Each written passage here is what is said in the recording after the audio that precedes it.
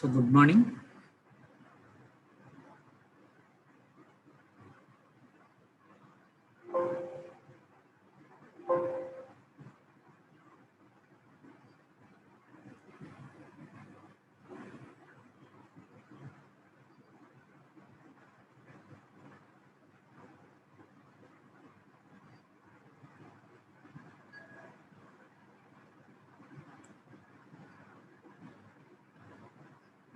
So we have completed the string handling in Java, and then we have completed the multi-threaded programming in Java. So next concept is Java database connectivity. So let us see the syllabus once, and then we will continue. So this is last topic in Java, last subunit in Java.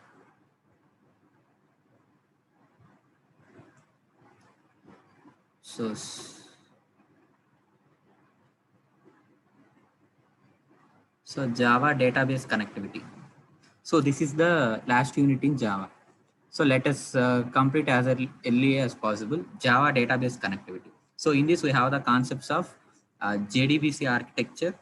That means Java database connectivity. JDBC means Java database connectivity. So and then we have the ODBC also. ODBC. That means Open Database Connectivity. ODBC, Open Database Connectivity. So before JDBC, we have ODBC. JDBC, we can call it as JDBC, ODBC connections.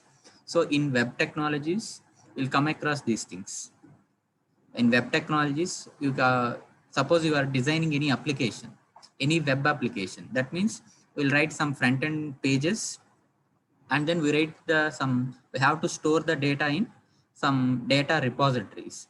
That is, most probably we will use the databases. So we'll use databases to store the data as well as to retrieve the data. So that is the concept of database management system. That means we will create the database and we will access that database. So we can access that database through some queries. Through some queries, we can access the database. So how do you connect the, in general, in your lab, database lab, we can create the database and we can retrieve the values. So that is the scope of the subject. So in the database lab, we are creating the tables and we are performing some queries. Select star from employee, select star from board. So like that, we are performing some queries on the created database. So what about how do you create the real-time applications on database? That means you are creating a website. That means you are creating a web application. So that means, for example, to take the Swiggy. Take the Swiggy as an example. Swiggy is an web application. So which is created on some programming language. That means there is an application. There is an application called Swiggy. So all the hotel details and menu details are available in the Swiggy application. So that means hotel details and corresponding to that hotel, these are the menu that will be stored in the data will be retrieved in the retrieved in the database. Suppose take this application. Suppose Zomato.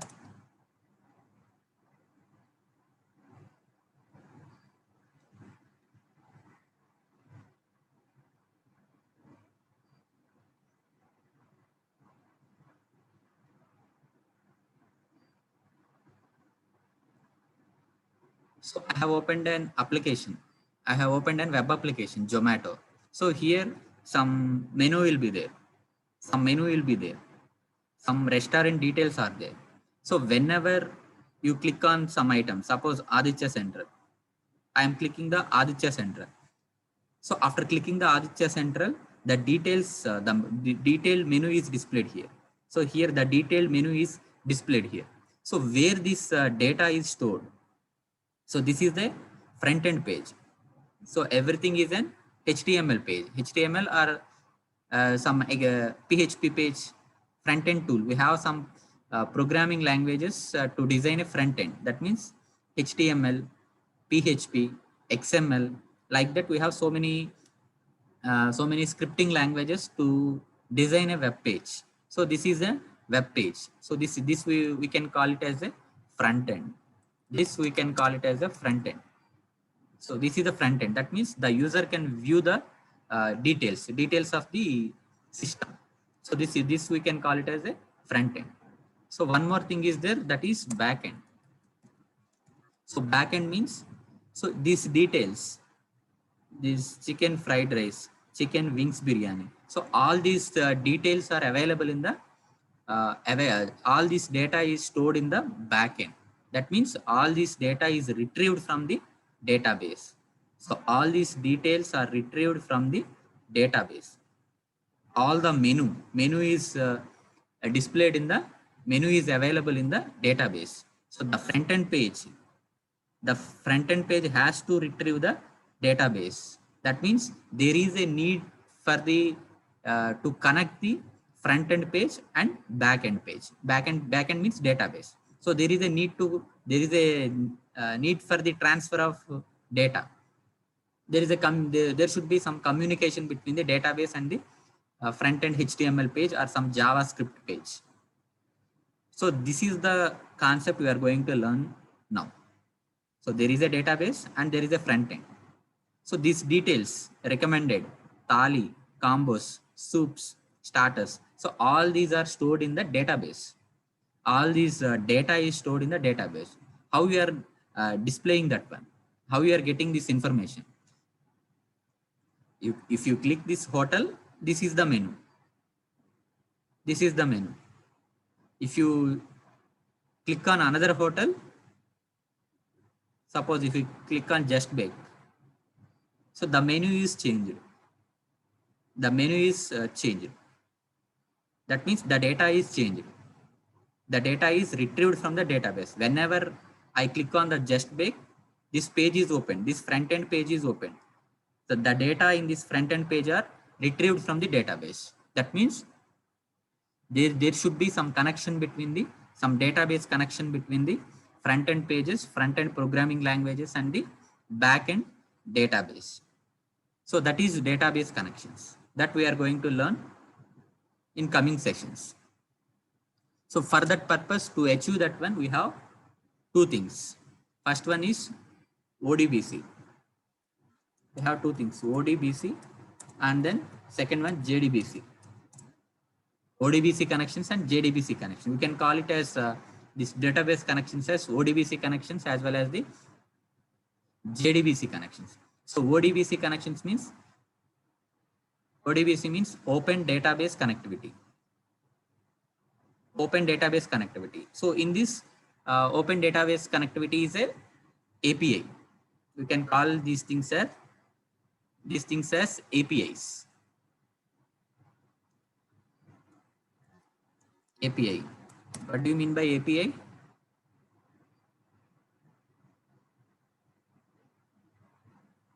What do you mean by API? Application program interface. Application program interface. Okay, application program interface.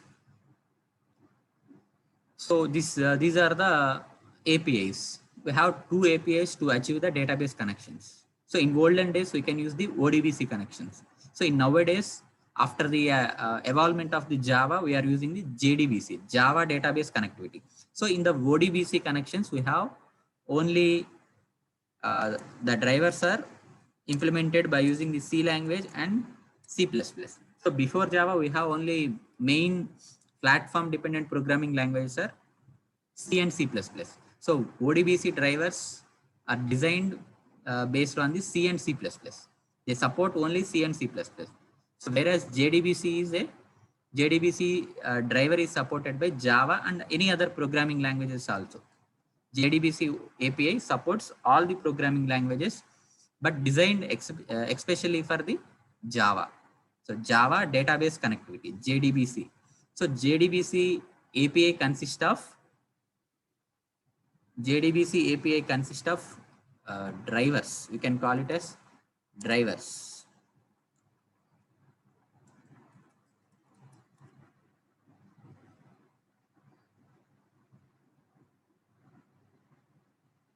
That means each API, either ODBC API or JDBC API, each API consists of drivers. That means ODBC driver and JDBC driver. So JDBC driver and ODBC driver acts as the middle tier for the front end page and the database. Through this drivers only we can get the connection from the database. So these are the very important in the database connection. So in order to have the database connections, we need a JDBC API. We need a JDBC API. So in the JDBC API contains two things, JDBC drivers, and then we have another component,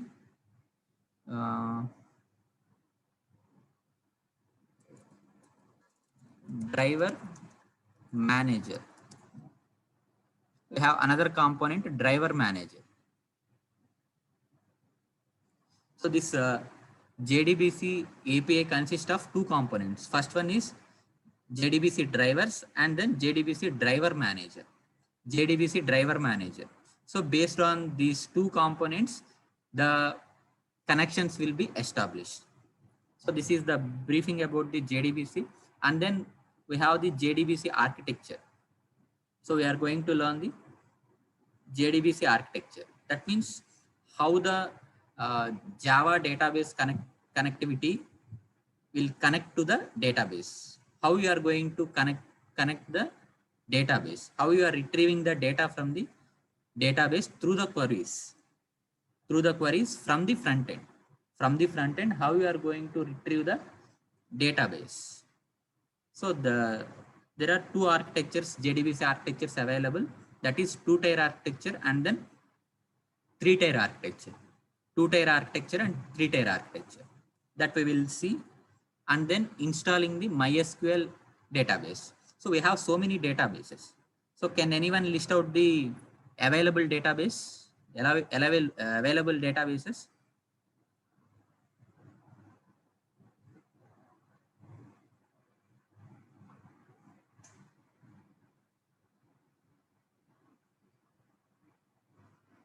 Oracle, MySQL,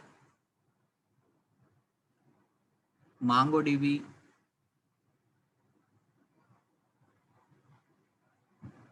Cassandra, DB2, all these are the databases. So Oracle, MySQL are the relational databases. MongoDB and Cassandra are the NoSQL databases, unstructured databases.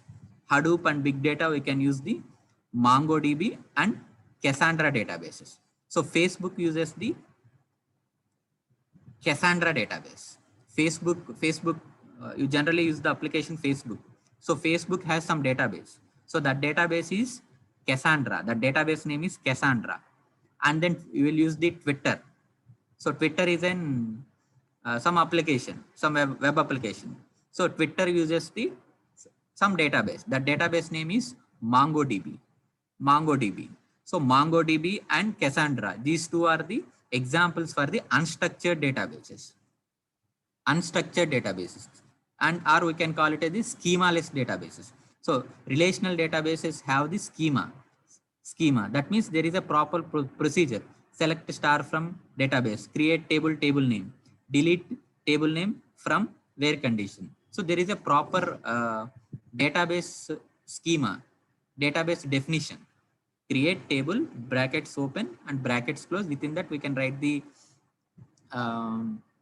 attribute value and then attribute type separated by the comma. We can have the primary keys and foreign keys. So that is the syntax for the creation of the relational databases, that is structured databases. So these MongoDB and Cassandra, these two databases are named as unstructured databases. There is no structure for these databases. That means there is no schema. We can call it as schema-less databases. So, or we can call it as NoSQL databases. So NoSQL databases means not only SQL. NoSQL means the meaning is not only SQL. అంతకు మించి SQL లో ఉన్న features కన్నా మించిన features NoSQL databases lo ఉంటాయి. So NoSQL means the meaning is not opposite of the SQL. NoSQL means not only SQL. So these are the things related to the database technology. So this JDBC will support for the all type of the databases in spite of the depending upon the company, whether it is whether we are using the Oracle database or MySQL database or DB2 database. So in spite of that, so if you write the code once, then we can connect to the either Oracle. Same code can be applied to the Oracle, same code can be applied to MySQL, and same code can be applied to the DB2 database also. So that that database differentiation can be managed by the driver manager. Driver manager or JDBC API can handle that one. So programmer cannot bother about the whether which type of database we are using. The designer or programmer cannot need to identify the database. So that is irrelevant to him, irrelevant to the programmer. So that that things are not much important when we use the JDBC API. So JDBC API can handle these things. Whether it is a Oracle database, the code can be automatically converted to the Oracle dependent language. Whether it is a DB2, so IBM is a company. They will created some database that is DB2. DB2 is a database name supported by the IBM. So that is JDBC API. It consists of driver manager and drivers, and then installing the MySQL. So most widely open source database is MySQL database. So in database we have in this semester we have the database lab. So which software you are using?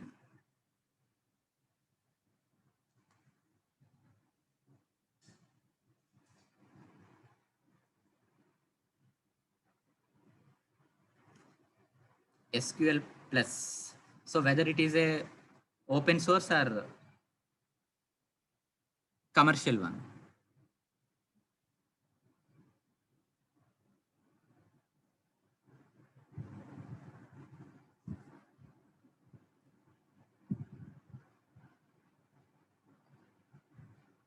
So database is Oracle. So Oracle is a commercial one or open source one? Have you downloaded in your systems?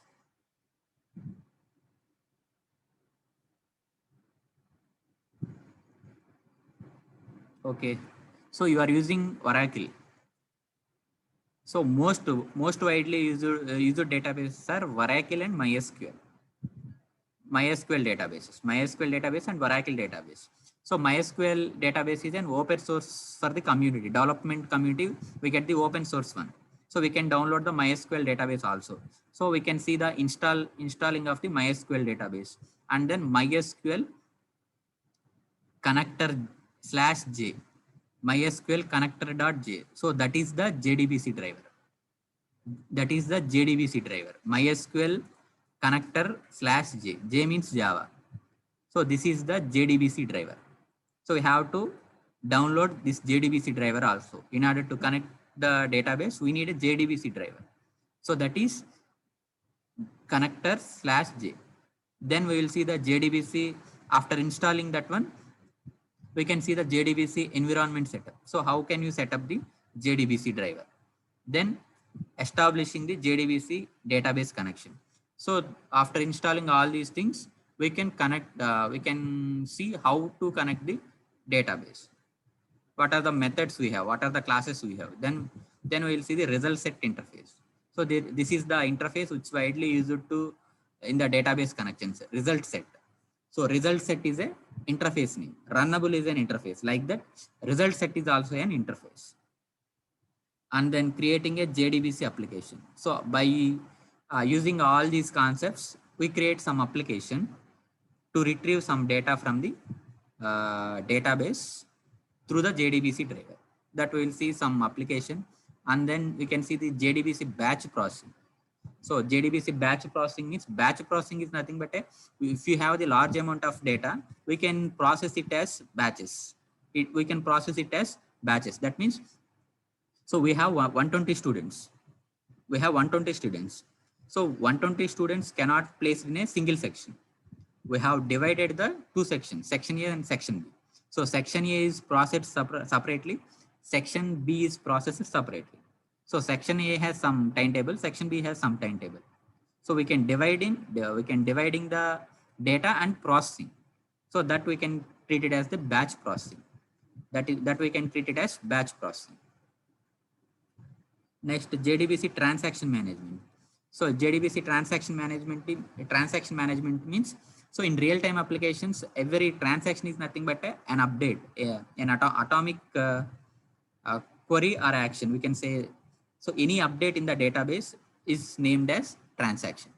Any update, that means whether it may be addition or deletion or updation, anything. So any update in the database is known as transaction. So how can manage the transactions in the JDBC? Through the JDBC, how you can manage any update, how you can reflect, any deletion, how you can reflect. So that we can see in the coming session. So this is the broad idea of the this chapter, Java database connectivity. So here the outline is through the front end, through the Java, how you are connecting to the database. So by using Java, how you are going to connect the databases, how you are retrieving the data from the databases. So let us start the syllabus. So this is the main idea.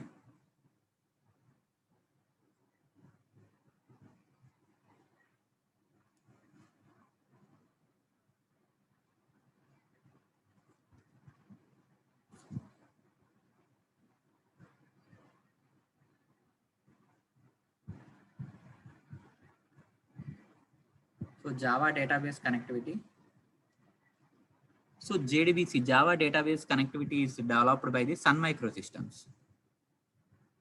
So it is developed by the Sun Microsystems. So that means Java. So the developers which who are developed the Java language, so they only developed the Java database connectivity, Sun Microsystems. So initially Java is developed by Sun Microsystems, and then now Java is under the control of the Oracle. So in the olden days, we have the ODBC API. So ODBC API supports only C and C++. So C and C++ are platform dependent languages, but Java is platform independent language. So to implement the web application, we need a platform independent language. So Java is a platform independent language. That's why. So they have developed the JDBC API. They have developed the JDBC API. So JDBC API consists of the JDBC drivers and then JDBC driver managers.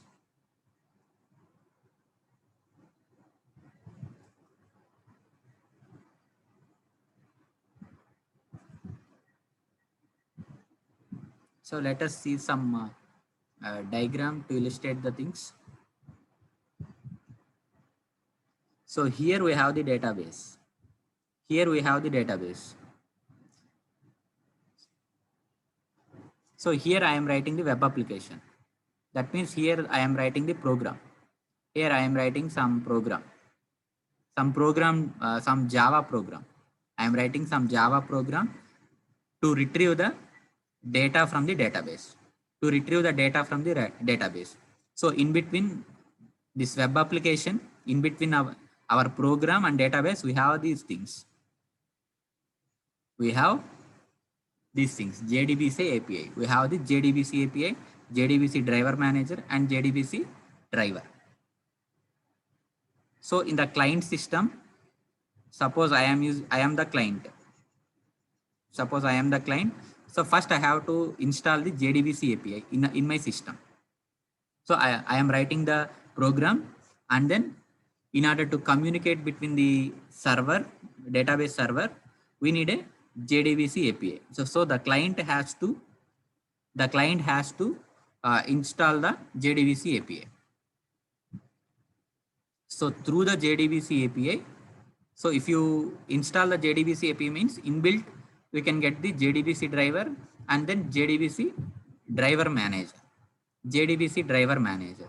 So if you install this one, the main purpose of the JDBC driver manager is to identify the type of the database, whether it is a Oracle database or MySQL database or DB2 database or any unstructured databases.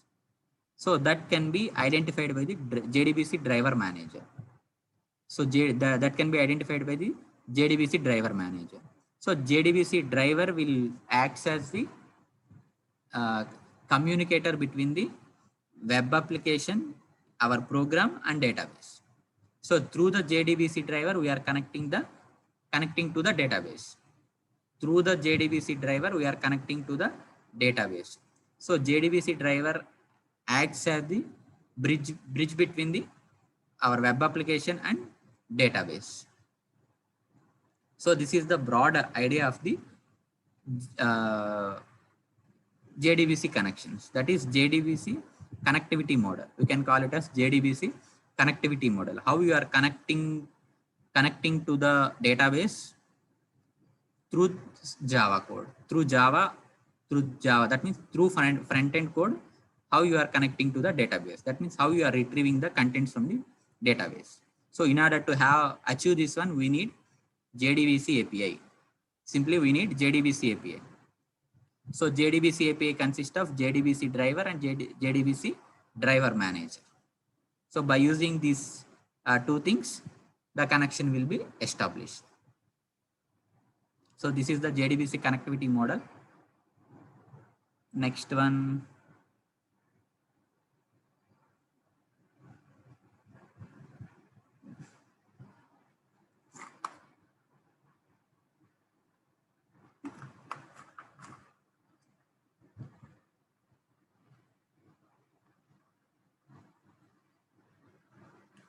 So without changing the code, we can switch to any of the database, whether it is a MySQL or Oracle or DB2. So next concept is JDBC architecture. So next concept is JDBC architecture.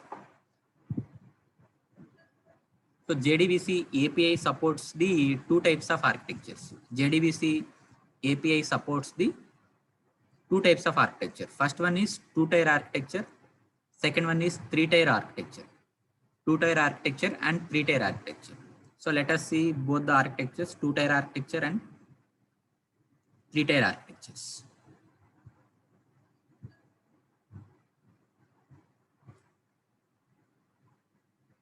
So this is the concept of the two-tier architecture.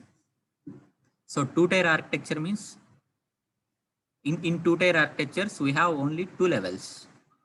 We have only two levels, level 1, level 2. That's why it is called the two-tier architecture. So if you take the three-tier architecture means we have the three levels. See here. So three levels of processing. So this is level 1, this is level 2, and this is level 3.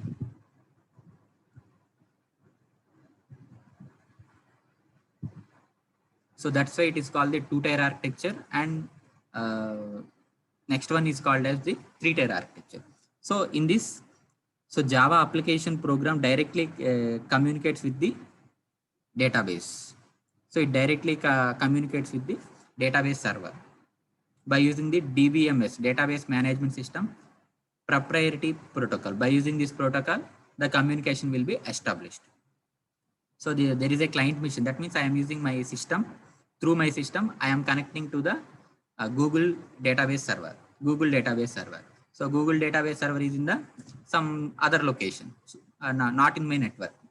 So I am going to connect this one by using the two-tier architecture. So here I have some Java code, and then in my system I have the JDBC driver, JDBC API. So through this one, I am directly communicating with the database. Through this one, I am directly communicating to the database. So all the things are happening in the client system itself. all the JDBC API, JDBC driver manager, JDBC driver, everything will be there in the client mission only. So client mission is responsible for all these things. So the client mission will directly send the request to the database. So the database will respond to that query.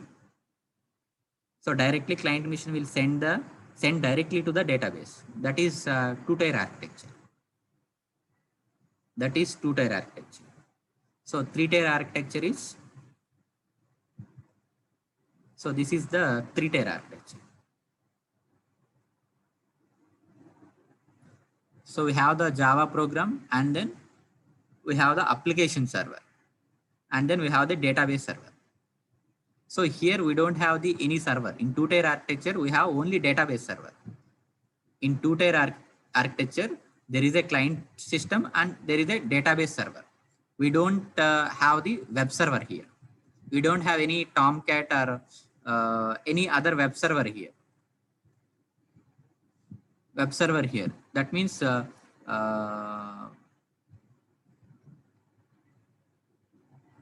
is this one? NetBeans. We are not using some Eclipse or NetBeans. That we can treat it as some APIs.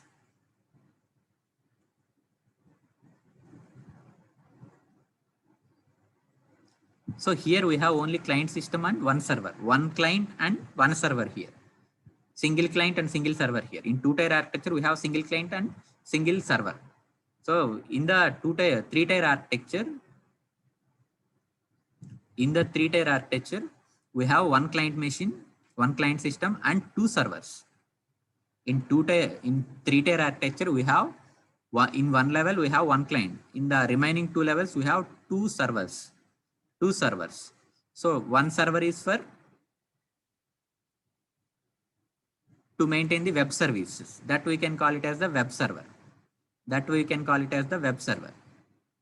Another one is database server. We have the client machine, we have the web server, and then we have the database server. So in the two-tier architecture, the client machine will directly communicate with the database server. So there is no middle tier here. So in the three-tier architecture, we have another component called server machine. That is web server, Tomcat or Eclipse or something. Through the web server, we are connecting to the database server.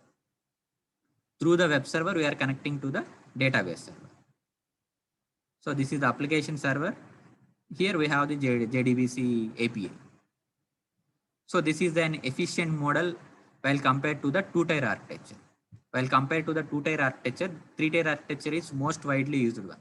So the client system means the client system is nothing but a general system, generic system. That means a small configuration it has.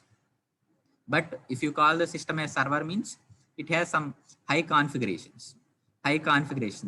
Processing capacity and memory capacity is efficient and effective. That type of systems we can call it as server.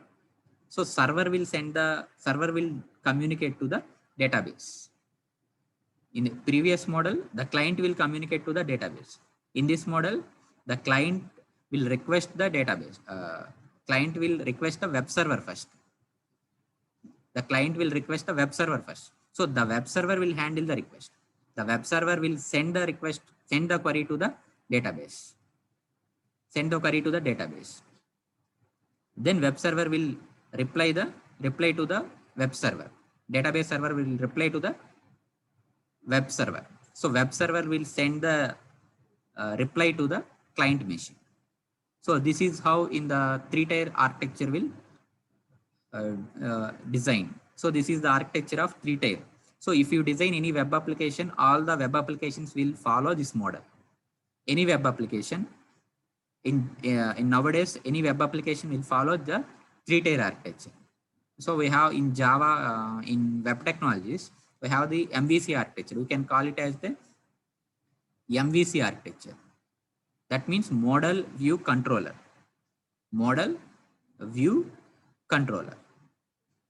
So model means middle, this is the model.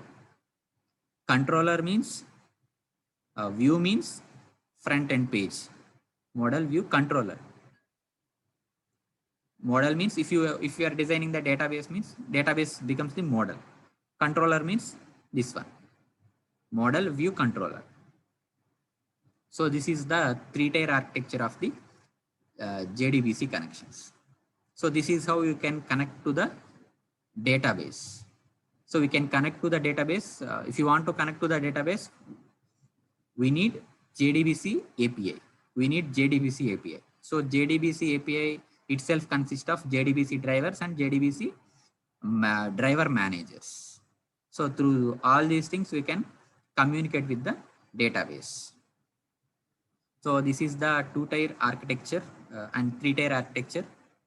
So next one is installing the MySQL. So next concept is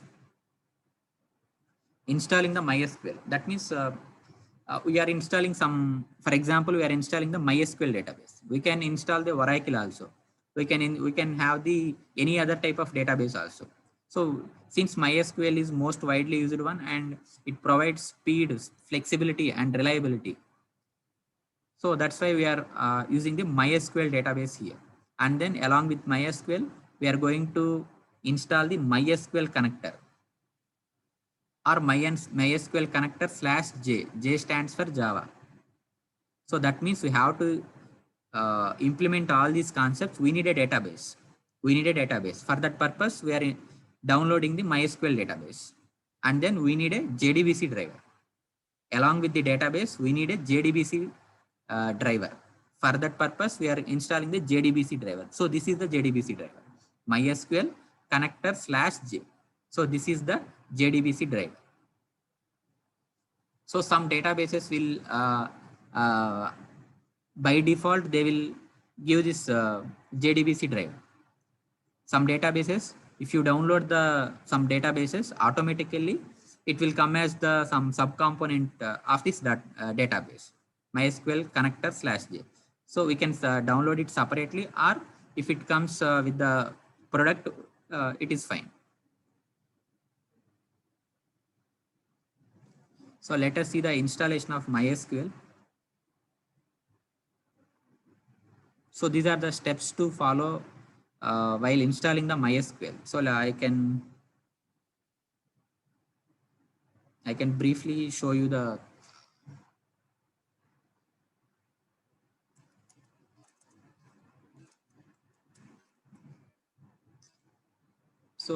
check the steps to download the MySQL database.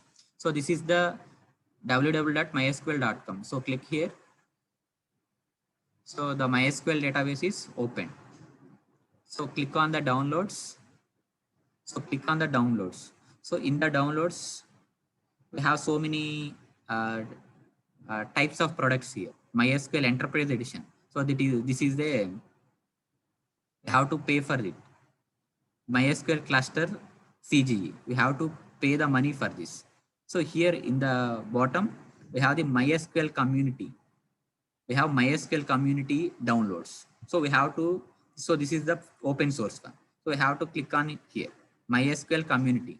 So here, so click all, these are the products available for download.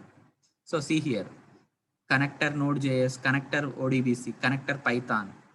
So like that we have connector /J.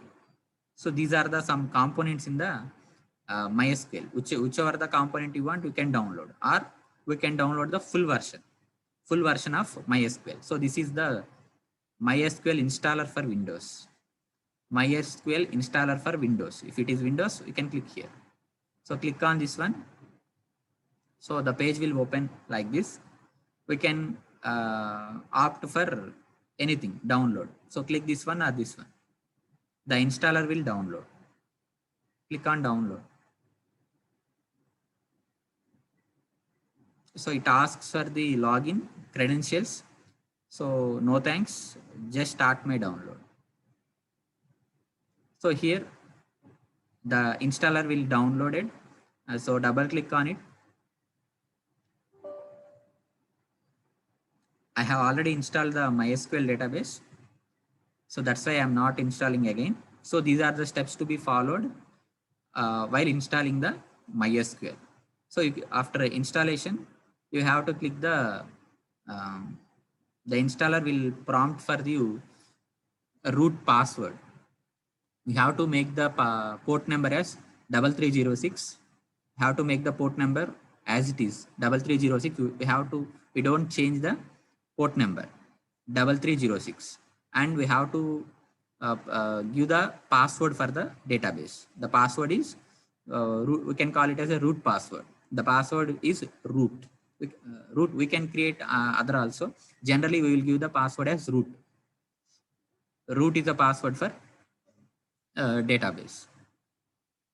So this is how you can install the database. So this database itself consists of so many components. Connector/j, that is also available as a inbuilt component. So we don't need to download it separately. So as part of this, all will download. So this is how you can install the MySQL as well as the MySQL connector J. MySQL connector J. So next one, SQL statements. You know all these things. SQL statements, structured query language. In order to access the database, we have to follow the database language. That is SQL.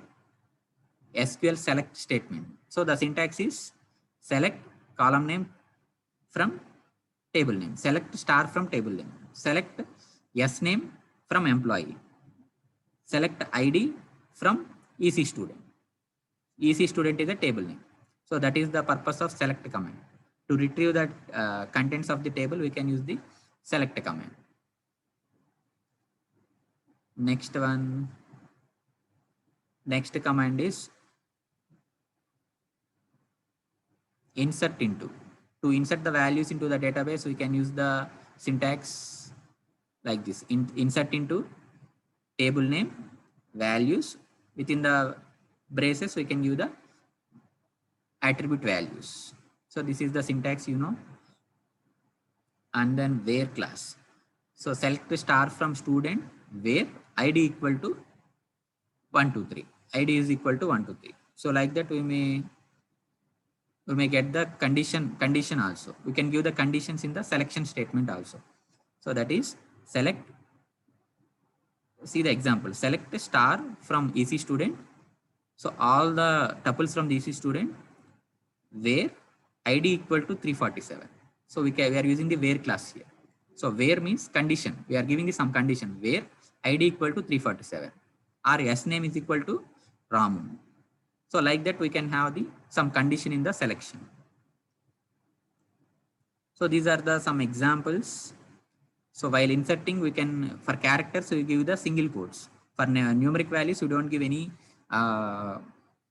quotes in the attribute. Next, deletion. So we can delete the tuple values. If you want to delete the one row, we can use the delete command. We can use the delete command. Delete from table name where. So which row? We have to give some condition. Where first name equal to Ria. So that row has to be deleted. You have to give the condition while using the delete. So we have another delete, drop, like that we have so many things already, you know, I think. So these are the some widely used SQL statements. So next, JDBC environment setup. So that we will see tomorrow, JDBC environment setup. So in today's class, we have learned the JDBC concepts. So if you want to connect the database, we need a JDBC driver, JDBC API. So JDBC API consists of JDBC driver and JDBC driver manager. And then we have seen the JDBC architecture. So we have two types of architectures. First one is two-tier architectures and second one is three-tier architecture. So two-tier architecture means the client system will directly connect it to the database. That is two-tier architecture. So that architecture has some disadvantages. That's why three-tier architecture has evolved. So in three-tier architecture, we have client system. Client system will connect to the web server. The web server will send the request to the database server. The database server will reply to that request requested by the web server. The web server will forward that reply to the client machine. So this is how we can achieve the database connections by using the three-tier architectures. And then we have seen some SQL statements. Also, we have seen the installation of the MySQL database, MySQL open source database. So this is all for today's class. So do you have any doubts?